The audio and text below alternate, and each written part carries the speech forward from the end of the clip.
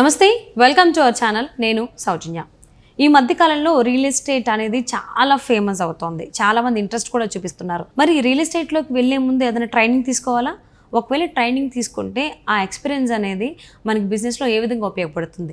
ఈ అంశానికి సంబంధించి మనతో మాట్లాడడానికి, వారి విశ్లేషణని మనతో పంచుకోవడానికి ఈరోజు మనతో పాటు ఉన్నారు సంకల్పం వాసు గ్రూప్ ఫౌండర్ వాసు గారు ఉన్నారు. వారితో మాట్లాడదాం.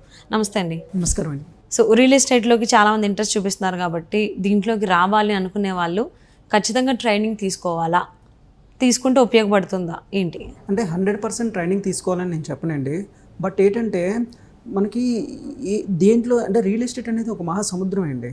బేసిక్గా రియల్ ఎస్టేట్లో ప్రతి ఒక్కరు ఏమనుకుంటారు అంటే రియల్ ఎస్టేట్లో మోసాలు ఉంటాయేమో, నేను ఫిట్ అవనేమో, నాకు ఆ స్కిల్స్ లేవేమో, లేదంటే అందులో నేను కన్విన్స్ చేయలేనేమో, అది కోట్లతో లక్షలతో వ్యాపారం ఉంటుంది, నేనేమో 50,000 30,000 ఎంప్లాయీగా శాలరీగా చేస్తున్నాను, సో అందులో ఫిట్ అవనేమో ఒక అపోహ, ఒక మిత్తుల్లో ఉంటారనమాట. సో ట్రైనింగ్ తీసుకుంటే ఏం జరుగుతుందంటే మనకి ఏదైనా ఒక సబ్జెక్ట్ దగ్గరికి వెళ్ళేటప్పుడు ఆల్రెడీ అందులో ఉన్న ప్రాబ్లమ్స్ ఫేస్ చేసే వాళ్ళు ఉంటారు. అంటే ఒక డీల్ జరిగేటప్పుడు డీల్ క్లోజింగ్ కానీ, లీడ్ ఎలా జనరేట్ చేయాలి, కస్టమర్తో ఏ విధంగా ర్యాపో బిల్డప్ చేయాలి, సర్వీస్ ఎలా ఇవ్వాలి, కస్టమర్కి ఒక డౌట్స్ ఎలా క్లియర్ చేయాలి, వీటన్నీ ఊరికినే రమ్మంటే రావు. ఇదేంటంటే ఒక ప్రాసెస్, ఒక రెసిపీ అనమాట. ఇప్పుడు మీరు ఒక వంట వండుతున్నారండి, ఒక వంట వండేటప్పుడు రెసిపీ తెలిసి అనుకోండి ఈజీగా మీరు వండేస్తారు, బిర్యానీ చేయాలన్నా. అదే రెసిపీ తెలియదు అనుకోండి, ఫస్ట్ టైం వండేటప్పుడు ఏ విధంగా ఉంటుంది, సో ఉప్పు కారమో ఏదో ఉంటుంది, కానీ అదే 10 times వండిన తర్వాత ఎఫర్ట్లెస్గా చేసుకుంటూ వెళ్ళిపోతారు. At the same time real estate training కూడా అంతే. మీరు ఇది ఒక రియల్ ఎస్టేట్ అనేది ఒక సైంటిఫిక్ ప్రాసెస్ అనమాట. అంటే ఒక రెసిపీ లాగా. సో మీరు ఆ రెసిపీ ముందుగానే తెలుసుకున్నారనుకోండి, సో ఎఫర్ట్లెస్గా చేసుకుంటూ వెళ్ళిపోతారు. రెసిపీ తెలియదు అనుకోండి, ప్రతి ఒక్కరిని అంటే మీ కస్టమర్కి డౌట్స్ క్లియర్ చేయడం కాక మీకే బోల్డ్ డౌట్స్ వచ్చేస్తుంటాయి. దీనివల్ల ఏం జరుగుతుంది, కాన్ఫిడెన్స్ తగ్గిపోద్ది, మీకు క్లారిటీ లెవెల్స్ ఉండవు. సో ఆటోమేటిక్గా దాని మీద పని చేయాలని ఇంట్రెస్ట్ పోతుంది. సో రియల్ ఎస్టేట్లో ఎవరైనా స్థిరపడాలి, లేదంటే ముందుకెళ్ళాలి, నేను ఆ ఫీల్డ్లో ఒక ఉన్నతమైన స్థానానికి వెళ్ళాలంటే నేను ముఖ్యంగా ఒకటి చెప్తానండి. ఫస్ట్ అయితే నాలెడ్జ్ పెంచుకోవాలి రియల్ ఎస్టేట్ మీద సెల్ఫ్గా. సెకండ్ అయితే మీరు రియల్ ఎస్టేట్ క్లాసులు కూడా అటెండ్ అవ్వచ్చు.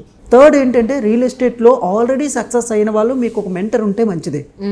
ఇప్పుడు మెంటర్ ఉన్న అర్జునుడికి ద్రోణాచార్యుడు ఎలా ఒక మెంటర్ ఉన్నాడు కాబట్టే అర్జునుడు అంత బాగా చేశాడు, అవునా?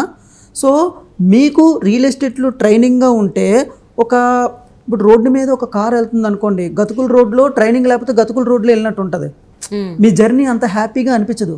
అదే ట్రైనింగ్ ఉందనుకోండి, హైవే మీద ఎలా ఉంటుంది, వెరీ కంఫర్ట్గా వెళ్ళినట్టు ఉంటుంది అనమాట. ఎందుకంటే రియల్ ఎస్టేట్లో వచ్చే ప్రతి సమస్యకి, ప్రతి ప్రాబ్లమ్కి మీ దగ్గర సొల్యూషన్ ఆల్రెడీ రెడీమేడ్గా ఉంటుంది. బికాస్ రియల్ ఎస్టేట్ ట్రైనింగ్ వల్ల. సో కొంతమంది రియల్ ఎస్టేట్లో ట్రైనింగ్ లేకుండా కూడా సక్సెస్ అవుతారు. ట్రైనింగ్ తీసుకునే వాళ్ళు అయితే 2 yearsలో సక్సెస్ అవ్వాల్సింది 3 monthsలో 6 monthsలో సక్సెస్ అవుతారు. ట్రైనింగ్ లేకుండా ఉంటే 2 years 3 years 4 years అయినా మీకు రిజల్ట్ రాదు. సో అదనమాట రియల్ ఎస్టేట్లో ట్రైనింగ్ ఉండడానికి, ట్రైనింగ్ లేకపోవడానికి. It's all about science. ఇది ఒక మహాసముద్రం. మీరు ఎంత వెళ్ళినా ఇంకా నేర్చుకుంటూనే ఉంటుంది. డిఫరెంట్ కస్టమర్స్ వస్తుంటారు, డిఫరెంట్ వెంచర్లు వస్తుంటే, డిఫరెంట్ ప్రాబ్లమ్స్ వస్తుంటే, వాటిని అన్ని సాల్వ్ చేయాలంటే ఒక ప్రాక్టికల్ ఎక్స్పీరియన్స్ మీ దగ్గర ఉండాలిగా. ఎందుకంటే ఈ రోజుల్లో అనుభవాన్ని మించిన జ్ఞానం లేదండి. మరి అనుభవం ఎక్కడి నుంచి వస్తుంది? ట్రైనింగ్ ద్వారానే వస్తుంది. రెడీమేడ్గా అనుభవం రాదు కదా. అందుకే మీకు ఒక మెంటర్ ఉండాలి ఖచ్చితంగా. రియల్ ఎస్టేట్లో ఎవరైనా డబ్బు సంపాదించుకోవాలి, ఉన్నత స్థానానికి వెళ్ళాలి, రియల్ ఎస్టేట్ అనే కాదండి, ఏ ఫీల్డ్కి వెళ్ళాలన్నా నేను ఓపెన్గా చెప్పేది ఏంటంటే త్రూ ట్రైనింగ్ తీసుకోండి. బట్ ఈ ట్రైనింగ్ తీసుకోవాలంటే మనలో ఉన్న ఒక దాన్ని చంపాలి, దాన్ని ఇగో. అంటే నాకు అన్నీ తెలుసు కదా అంటే వేరే ఫీల్డ్లో తెలిసి ఉండొచ్చు. ఇప్పుడు ఫర్ ఎగ్జాంపుల్ ఒక డైరెక్టర్కి డైరెక్షన్లో ఉన్నతమైన స్థానం అంటే అందులో నాలెడ్జ్ ఉంటుంది. ఒక IAS IPS చదివిన వాళ్ళకి అందులో నాలెడ్జ్ ఉంటుంది. బట్ రియల్ ఎస్టేట్ అనేది వెరీ డిఫరెంట్ అండి. అన్ని బిజినెస్ల్లో సంపాదించే వాళ్ళు ఎందులో పెడతారండి? రియల్ ఎస్టేట్లోనే పెడతారు. సో ఇక్కడ నువ్వు చిన్నవాడి నుంచి IAS IPS MLAలకి అందరికీ నువ్వు సర్వీస్ చేస్తావు. సో ప్రతి ఒక్కరు నీ కస్టమరే. ఇప్పుడు సెలబ్రిటీ ఉన్నారండి, IAS IPSలు ఉన్నారు, లాయర్స్ ఉన్నారు, అందరూ డబ్బు సంపాదించి రియల్ ఎస్టేట్లోనే ఇన్వెస్ట్ చేస్తారు. సో నీతో మాట్లాడే వాళ్ళు ఎవరెవరు వస్తుంటారండి? ప్రొఫెషనల్సే కదా. మరి ఆ స్టాండర్డ్ వాళ్ళు వేవ్ లెంత్లో నువ్వు మాట్లాడాలంటే నీకు ఆల్రెడీ లోన్ మెటీరియల్ ఉండాలి కదా, నాలెడ్జ్ ఇన్ఫర్మేషన్ ఉండాలి కదా. ఏమీ లేకుండా అటువంటి వ్యక్తులతో నువ్వు మాట్లాడేవనుకోండి, ఏమనుకుంటారు సింపుల్గా, you are the unprofessional, you are not fit my wavelength అని అనుకొని నీతో పాటు వర్క్ చేయరు వాళ్ళు, నీకు కోరుకోరు. సో ఎవరైనా ఎవరిని కోరుకుంటారు?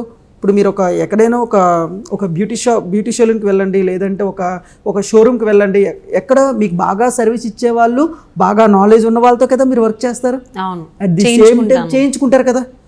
మీరు ఏది సర్వీస్ పొందాలన్నా as you are the customer అయినా, అలాగే రియల్ ఎస్టేట్లో కూడా మీతో వర్క్ చేయాలంటే చాలా పెద్ద పెద్ద వాళ్ళు పరిచయాలు అవుతారు మీకు. మరి వాళ్ళతో మాట్లాడాలంటే వాళ్ళకు ఏ థాట్ ప్రాసెస్లో ఉన్నారో, వాళ్ళకి సరిపడే నాలెడ్జ్ మీకుందా అనేది వాళ్ళు నిమిషాల్లో పెట్టేస్తారు, విత్ ఇన్ ఫ్రాక్షన్ ఆఫ్ సెకండ్లో పెట్టేస్తారు. ఒకవేళ మీకు ఆ స్టాండర్డ్ ఆఫ్ నాలెడ్జ్ లేదు అని తెలిస్తే వాళ్ళు ఏం చేస్తారంటే సింపుల్గా ఒకటేనండి, ఇతను నాతో స్టాండర్డ్ నాలెడ్జ్ లేదు కాబట్టి మీ ఫోన్ ఎత్తడం మానేస్తారు. లేదు నాకు అవ్వదు, బిజీగా ఉన్నానని పెడతారు. అదే మీకు నాలెడ్జ్ ఉంది, ఇన్ఫర్మేషన్ మీరు కరెక్ట్గా ఎక్స్పర్ట్ అని తెలిసిందనుకోండి, వాళ్ళే మీకు కాల్ చేసి మీతో సర్వీస్ తీసుకొని, పైగా వాళ్ళ యొక్క టీంలో ఎవరైతే వాళ్ళ సర్కిల్ ఇన్నర్ సర్కిల్లో రిఫరెన్స్లు అన్నీ ఇస్తారనమాట. So real estate is the referral business అనమాట. ఒక్క సాలిడ్ కస్టమర్స్ ఒక 5 మెంబర్స్ మీకు తగిలారంటే ఒక్కొక్క కస్టమర్ దగ్గర ఒక 10 to 20 100 రిఫరెన్స్లు కూడా వస్తాయి. బట్ మీకు ఎందుకు రిఫరెన్స్ ఇవ్వాలి? మీరు వాళ్ళ యొక్క ప్రాబ్లమ్ని సాల్వ్ చేసి వాళ్ళకి మంచి సర్వీస్ ఇస్తేనే కదా మీకు రిఫరెన్స్ ఇస్తారు. అలా మంచి సర్వీస్ ఇవ్వాలంటే ఆల్రెడీ మీ దగ్గర నాలెడ్జ్ ఉండాలి. నాలెడ్జ్ ఉండాలంటే త్రూ ట్రైనింగ్ ద్వారా సాధ్యం. ట్రైనింగ్ లేకుండా కూడా సెల్ఫ్గా నేర్చుకోవచ్చు. బట్ ఒకటి చెప్పాను కదా, రోడ్డు మీద హైవేలో వెళ్తున్న గతుకుల రోడ్డుకిన ఒక ప్లేన్ రోడ్లో వెళ్ళడానికి జర్నీకి చాలా డిఫరెంట్ ఉంటుంది. సో రియల్ ఎస్టేట్ ట్రైనింగ్ అనేది ఒక హైవే ట్రైనింగ్ లాంటిది అనమాట. ఎందుకంటే ఏ క్వశ్చన్కి ఏ ఆన్సర్ చెప్పాలి, ఎక్కడ ఏది చెప్పాలి, 360 degreesలో ఎలాంటి ఆన్సర్ చెప్పాలి, డాక్యుమెంటేషన్ ఏంటి, రిజిస్ట్రేషన్ ప్రాసెస్ ఏంటి, ఒకవేళ రీసేల్కి రావాలంటే ఏం చేయాలి, ఒకవేళ నీ దగ్గర కస్టమర్లే లేరు దాన్ని లీడ్ జనరేషన్ ఏ విధంగా చేసుకోవాలి, వీటన్ని ప్రాసెస్ మీద ట్రైనింగ్ ఉంటుంది. సో ఈ ట్రైనింగ్ తీసుకుంటే మీరు ఒక ఎక్స్పర్ట్ అవ్వచ్చు. అంటే ఇంకొకటి అండి, ట్రైనింగ్ తీసుకుంటే మీకు ఒక తెలియని కాన్ఫిడెన్స్ వస్తుంది. ఒక ఐఏఎస్ మీకు కాల్ చేసి మీకు ఒక ల్యాండ్ అడిగినా, లేదా టాప్ మోస్ట్ బిజినెస్ మ్యాన్ 100 కోట్లు ఉన్నాడు మీకు వచ్చి మీకు కాల్ చేసినా హ్యాపీగా మీరు ఫోన్ ఆన్సర్ చేసి చెప్తారు. అదే మీకు ఇన్ఫర్మేషన్ లేదనుకోండి, డౌట్గా ఓకే సార్ అనుకొని మీరు డౌట్గా చెప్తారు. సో మీ ఫీల్డ్లో మీరు మకుటం లేని మహారాజుగా చక్రవర్తిలా ఉండాలి. అది మేల్ అవ్వచ్చు, ఫీమేల్ అవ్వచ్చు. ఉండాలంటే మీ దగ్గర ప్రాపర్ ఇన్ఫర్మేషన్, అథెంటిక్ నాలెడ్జ్ ఉండాలి. ఆ అథెంటిక్ నాలెడ్జ్ త్రూ ట్రైనింగ్ ద్వారా సాధ్యం. సో ఖచ్చితంగా రియల్ ఎస్టేట్లోకి రావాలి అని అంటే ట్రైనింగ్ ఉండాలి. 100% ట్రైనింగ్ తీసుకుంటే చూడండి, ఇప్పుడు మీరు చాలా కంపెనీలు చూస్తూ ఉంటారు. ఎందుకు వాళ్ళు ఎంప్లాయీస్కి కూడా మంచి మోటివేటర్స్ని, మెంటర్ని తీసుకొచ్చి ట్రైనింగ్ ఇప్పిస్తుంటారు? ఏం వాళ్ళే చేసుకోవచ్చుగా. ఎందుకంటే ఒక ఇన్ఫర్మేషన్ కావాలి. ఈరోజు ఏ ఫీల్డ్లో అయినా సరే మీరు ఎక్స్పర్ట్ అవ్వాలంటే ప్రాపర్ ట్రైనింగ్ అనేది కావాలి. ట్రైనింగ్ ఉంటే స్పీడ్గా వెళ్ళిపోవచ్చు అనమాట. అంటే ఒకవేళ ట్రైనింగ్ లేకుండా రియల్ ఎస్టేట్లోకి వచ్చేసారు అనుకోండి, వాళ్ళకి అన్ని ఒకటండి అప్పుడు మీరు ఎవరిని పడితే వాళ్ళు నమ్మడం మొదలు పెడతారు. ఒకవేళ మీ ఇన్వెస్ట్మెంట్ కూడా లాస్ అవ్వచ్చు. సెకండ్ ఏంటంటే మిమ్మల్ని నమ్మి 1 కోటి రూపాయలు 2 కోట్ల ల్యాండ్ కొంటారు. ఆ డాక్యుమెంటేషన్ సరిగ్గా లేక, ఏ డెవలప్మెంట్ ఏటవుతుందో సమయంగా చెప్పక మీరు మోసపోవడమే కాకుండా మిమ్మల్ని నమ్ముకునే వ్యక్తుల్ని మోసం చేసినట్టు అది. ఎందుకంటే మిమ్మల్ని ఇప్పుడు ఒక రియల్ ఎస్టేట్లో ఒక ల్యాండ్ 1 కోటి రూపాయలు పెట్టి 50 lakhs పెట్టి 2 crores పెట్టి కొంటున్నారంటే దాని అర్థం ఏంటండి? వాళ్ళు జీవితాంతం సంపాదించే డబ్బు మిమ్మల్ని నమ్మి పెడుతున్నారు కదా. అలా అదే ప్లేస్లో మీరుంటే మీరే ఎక్కడో పెడుతున్నారు. ఒక ప్రాపర్ నాలెడ్జ్ లేని వ్యక్తి దగ్గర మీరు డబ్బులు పెట్టారనుకోండి, అది డెవలప్మెంట్ అవ్వలేదు అనుకోండి, అప్పుడు ప్రాపర్ ట్రైనింగ్ లేని వ్యక్తి దగ్గర మీరు వెళ్ళినట్టే కదా, మోసపోయినట్టే కదా. సో అదే మీకు జరిగితే ఎలాగుంటుందో, మీరే ప్రాపర్ ట్రైనింగ్ ఇస్తే మీరు వాళ్ళకి హెల్ప్ చేసినట్టు అవుతారు. లేదు అంటే వాళ్ళు ప్రాబ్లమ్స్ క్రియేట్ చేసినట్టు అవుతారు. సో ప్రజల ప్రాబ్లమ్స్ సాల్వ్ చేయాలన్నా, మీ ప్రాబ్లమ్స్ సాల్వ్ చేసుకోవాలన్నా, సో త్రూ ట్రైనింగ్ ఉంటే బెస్ట్ అనమాట. సో రియల్ ఎస్టేట్లోకి రావాలని అంటే ఖచ్చితంగా ట్రైనింగ్ ఉండి వస్తేనే అంత అంటే వచ్చినటువంటి ప్రాబ్లమ్స్ని ఫేస్ చేయగలుగుతామని చెప్పేసి అని క్లారిటీగా మోర్ హెల్ప్ చేయొచ్చు పబ్లిక్కి. మన యొక్క మోటివ్ ఇంటెన్షన్ ఏంటి? పబ్లిక్కి మోర్ హెల్ప్ చేయాలి, మోర్ రియల్ ఎస్టేట్ సర్వీస్ని బాగా పంచాలి అంటే ట్రైనింగ్ ఉంటే best. Okay, thank you so much. Thank you అండి.